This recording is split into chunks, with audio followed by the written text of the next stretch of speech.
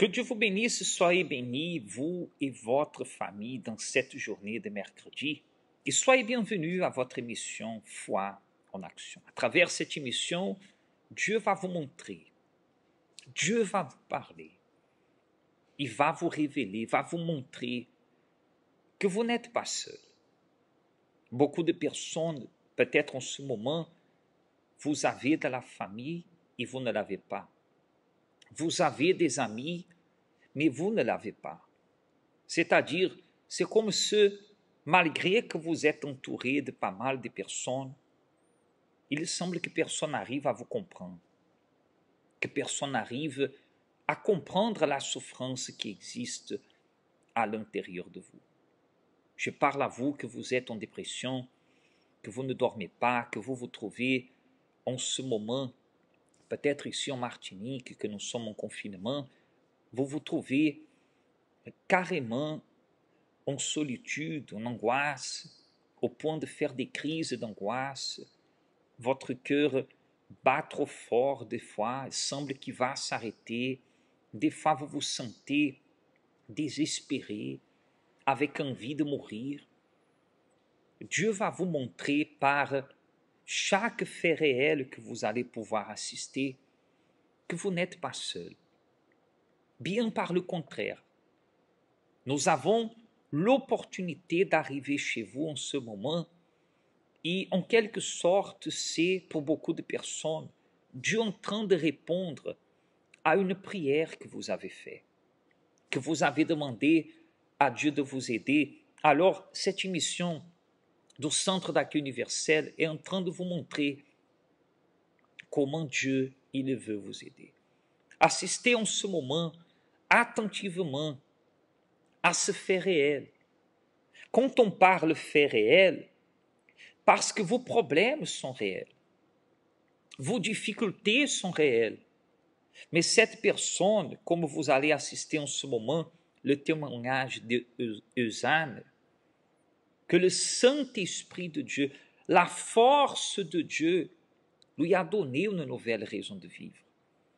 Elle qui était dans une situation peut-être comme la vôtre, qui aujourd'hui, mercredi matin, vous êtes là chez vous en train de regarder qu'est-ce que je vais faire de ma vie, de ma situation, cette situation qui est en train d'absorber toutes vos forces et de vous empêcher même de croire que des meilleurs jours viendront.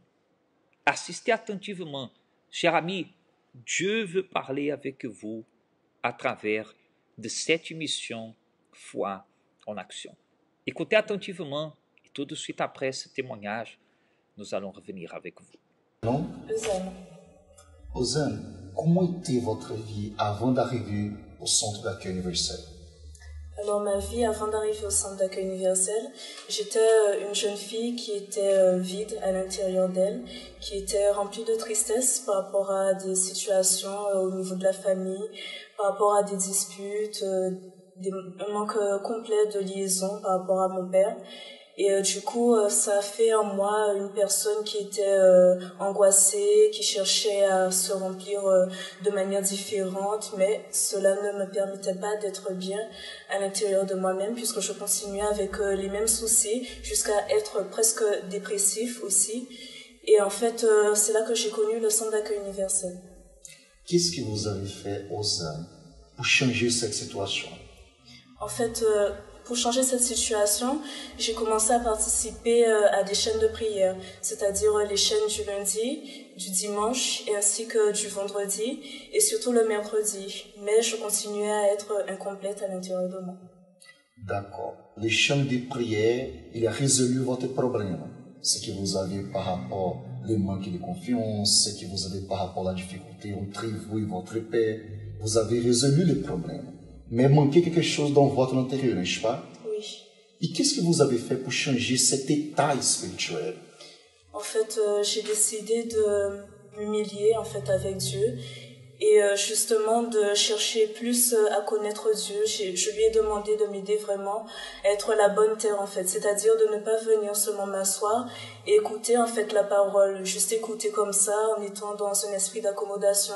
J'ai vraiment cherché à être plus en profondeur par rapport à la parole, à chercher à comprendre. J'ai commencé à faire des jeûnes, à prier, à me lever à 3 heures du matin, à vraiment ouvrir mon cœur à Dieu pour qu'il puisse justement me permettre d'avancer pour ma vie spirituelle, parce que je n'acceptais pas de continuer de la même manière en étant à l'église. C'est là que vous avez reçu le baptême du Saint-Esprit, n'est-ce pas? Et vous avez une expérience avec notre Seigneur Jésus. Et à partir de là, vous continuez quelqu'un vide, vous continuez quelqu'un déprimé, vous continuez quelqu'un avec la nervosité. Comment vous êtes maintenant comme une personne? Alors en fait, je suis une personne qui est remplie de joie en fait, qui a surtout la paix intérieure, chose que je n'avais pas, et j'ai envie de faire plus, c'est-à-dire d'honorer Dieu avec des âmes, de transmettre en fait ce que moi j'ai reçu ici au Centre d'accueil universel, c'est sauver des âmes en fait. Amen. Amen. Grâce à Dieu. Vous avez participé de la campagne Zaire? Oui, tout à fait. Alors, en autre opportunité, nous allons parler à ce sujet. Amen. Que Dieu vous bénisse. Amen. Peut-être votre prénom n'est pas Eusanne. Vous vous appelez Marie, vous vous appelez Michel, vous vous appelez Joseph, Paul, vous vous appelez Stéphanie, Elisabeth. Je ne sais pas quel est votre nom. Mais je sais d'une chose. Le même jour qu'elle est arrivée à l'hôtel et qu'elle a lancé sa confiance dans la parole de Dieu sur l'autel, Dieu a commencé à transformer son intérieur et par conséquent aussi, toute sa vie a été touchée. Aujourd'hui, vous avez peut-être des choses, des personnes autour de vous, mais malgré cela, il y a comme un trou à l'intérieur de vous, comme une oppression constante. Vous regardez votre famille, excusez-moi le terme, mais c'est comme si vous êtes devenu un spectateur chez vous. Peut-être vous dites, pasteur, mais j'ai déjà parlé, je ne sais plus quoi dire, je ne sais plus quoi faire. Il me dit qu'il va changer, qu'il va arrêter, qu'il va chercher du travail, qu'il va laisser la maîtresse, qu'il va prendre un bon départ et tout d'un coup je donne le dos. Il fait à nouveau la même chose. Je suis dépassé, je me sens puissant face à cette situation. Mais Dieu est en train de vous appeler à la bénédiction. À travers cette émission, ce n'est pas moi, ce n'est pas le centre d'accueil universel, c'est Dieu qui est en train de vous appeler à lui, à l'autel, pour que vous puissiez déposer toute votre vie en lui et recevoir une nouvelle vie. Avez-vous besoin d'une nouvelle vie? Assistez attentivement ce qui est en train de se passer au centre d'accueil universel. Chaque dimanche, c'est une opportunité qui est donnée. Et ce dimanche sera le dimanche de l'opportunité. Combien d'opportunités peut-être sont passées comme de l'eau entre vos doigts et vous n'avez pas pu saisir. Mais saisissez cette opportunité. Ne faites pas de ce que vous êtes en train d'écouter des belles paroles qui après vous allez vous dire « Ah, c'était bien, je me sens mieux. » Non, nous ne voulons pas que votre vie aille mieux, nous voulons qu'elle soit transformée. Mais pour cela, vous devez sortir de derrière cet écran, vous devez sortir de téléspectateurs et devenir participant de la foi sur l'autel. Assistez à ce qui est en train de se passer chaque dimanche au Centre d'accueil universel et nous reviendrons avec vous.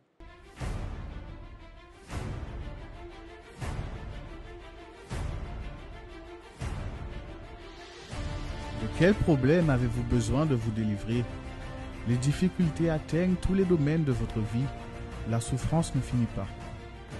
Ce sont des dettes, maladies, disputes dans la famille, agressions physiques et verbales dans le mariage. C'est le moment pour vous de prendre une attitude pour changer votre histoire. Je suis restée 10 ans dans l'alcool, dans la dépression. Je ne dormais pas, j'avais des crises d'angoisse, j'avais des migraines, vraiment une vie complètement détruite. J'étais vicieux dans la drogue et dans l'alcool. Participez à la concentration de foi et de miracles afin que tous les problèmes soient réduits à néant. C'est le moment de vivre une vie remplie de bénédictions. J'ai été libérée de la première chose, c'était de la dépression.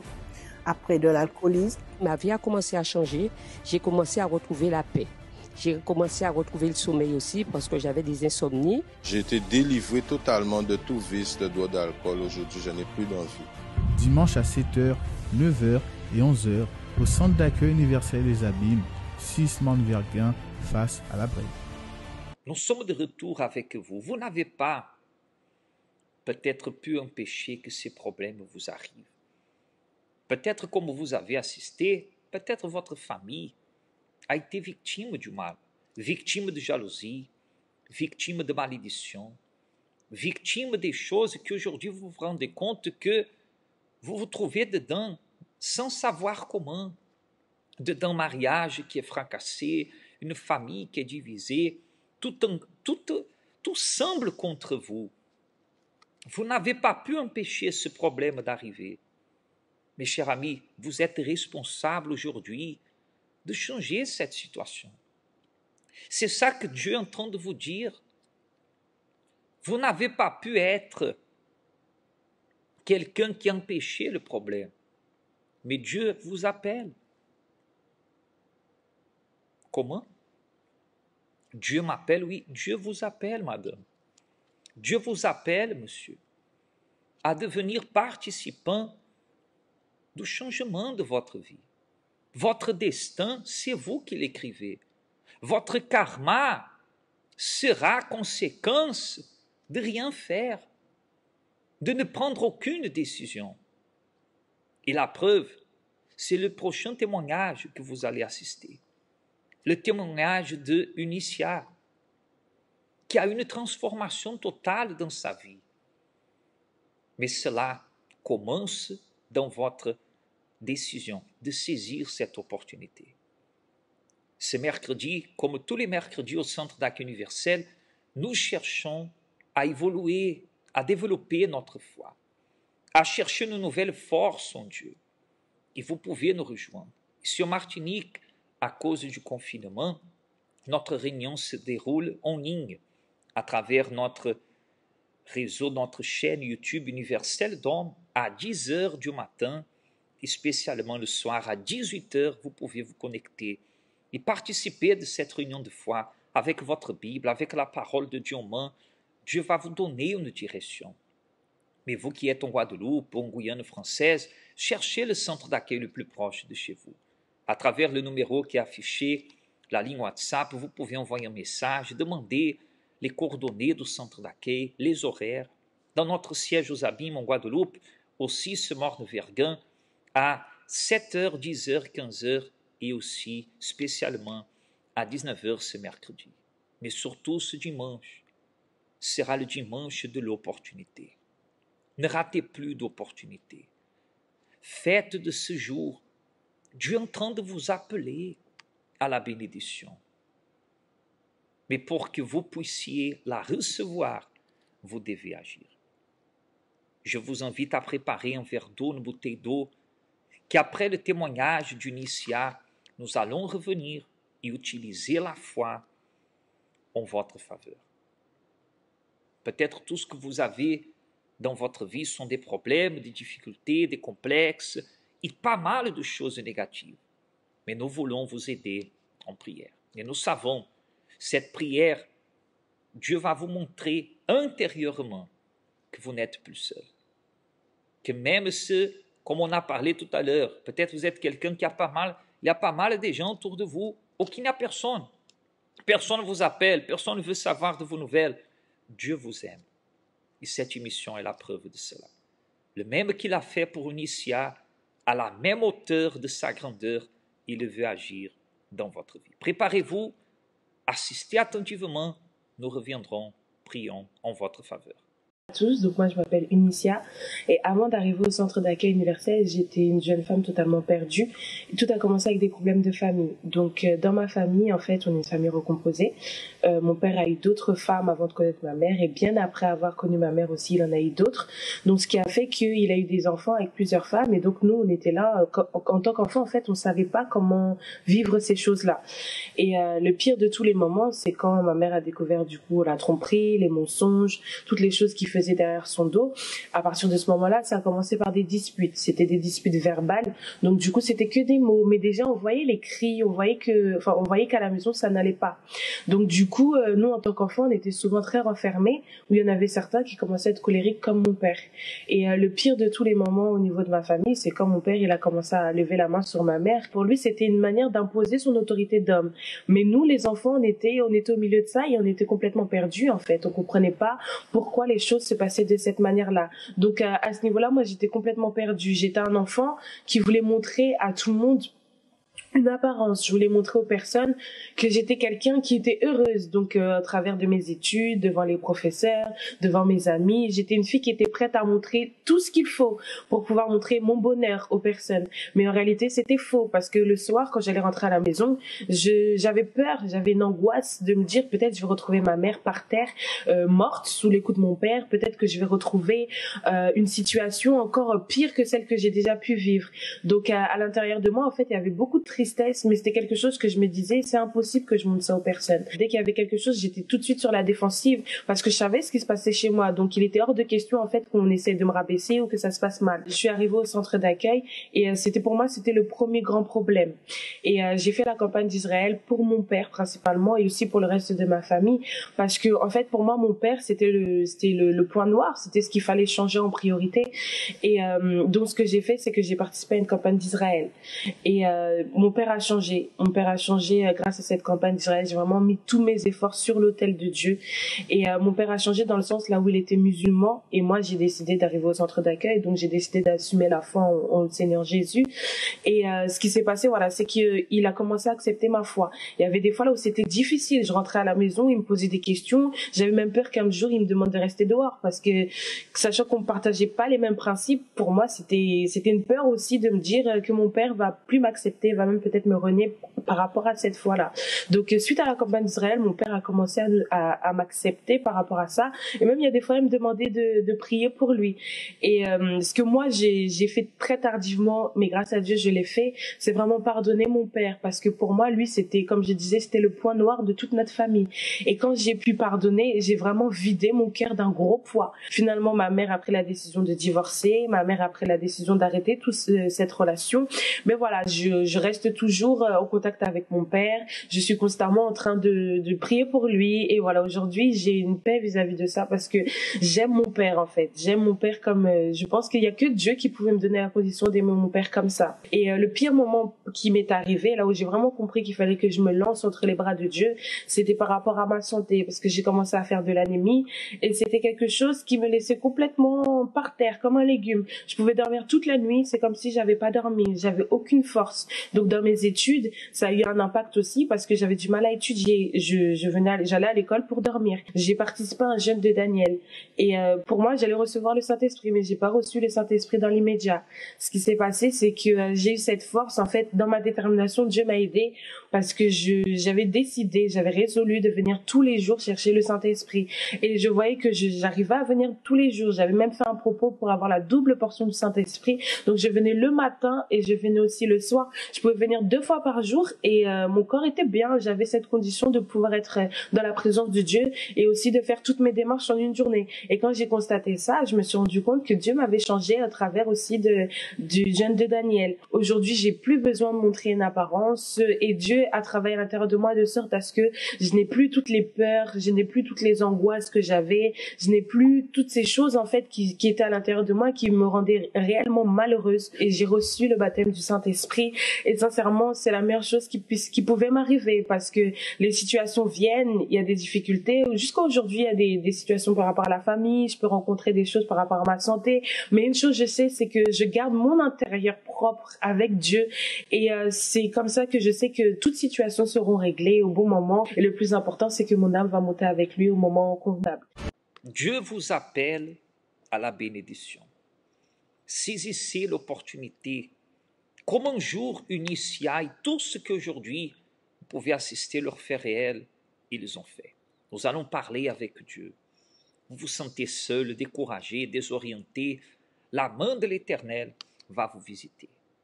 Même vous qui êtes là, dans un lit d'hôpital, couché, paralysé, même vous qui êtes en train d'assister à cette émission, peut-être après mercredi, à travers les réseaux sociaux du Centre d'accueil universel. Dieu vous appelle à la bénédiction. Saisissez cette opportunité aujourd'hui même. Allons parler avec Dieu. C'est le moment de la prière. Nous allons parler avec Dieu. Seigneur notre Dieu et notre Père, au nom du Seigneur Jésus, répondons à l'appel de la foi. Nous prions pour ces personnes. À chaque fois que nous lisons ta parole, Seigneur, et que nous regardons les témoignages aussi, nous voyons que tu veux aujourd'hui accomplir ta parole dans la vie de ces personnes qui nous assistent en ce moment, comme tu es en train d'accomplir dans la vie de ceux qui un jour nous ont assistés, qui un jour ont eu une opportunité et qui ont saisi de toute leur force, ont eu l'opportunité de la campagne d'Israël et se sont lancés à 100%. Et aujourd'hui, on une vie transformée de l'intérieur à l'extérieur. Mon Dieu, il y a des personnes avec nous qui peut-être n'ont même plus de force pour se battre parce qu'elle a toujours cherché à lutter par la force de son bras. Il s'est rendu compte des années, des semaines, des mois d'affilée que tous ces efforts ont semblé en vain, mais qu'en ce moment, l'effort que cette personne fait de la foi, de s'approcher de toi par cette prière sincère, viens l'écouter, Seigneur, écoute, de celui qui est là-bas, à la MFME, à la Ménard, au CHU, ici en Martinique, soit en Guadeloupe, soit en Guyane, où arrive cette émission en ce moment, viens pour sauver, mon Dieu, viens pour donner une nouvelle opportunité à cette personne qui peut-être un jour, elle n'a pas vu qu'elle avait besoin d'aide, mais qu'aujourd'hui elle se rend compte de cela.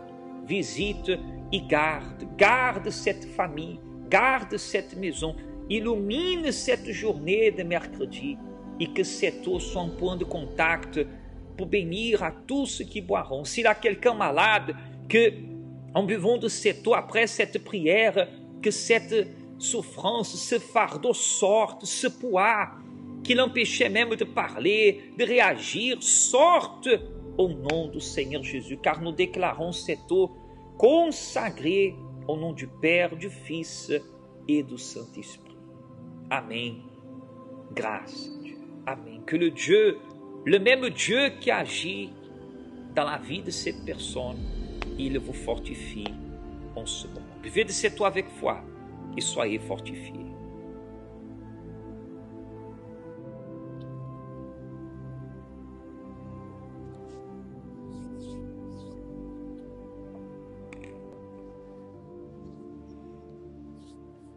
L'opportunité, c'est à vous de saisir.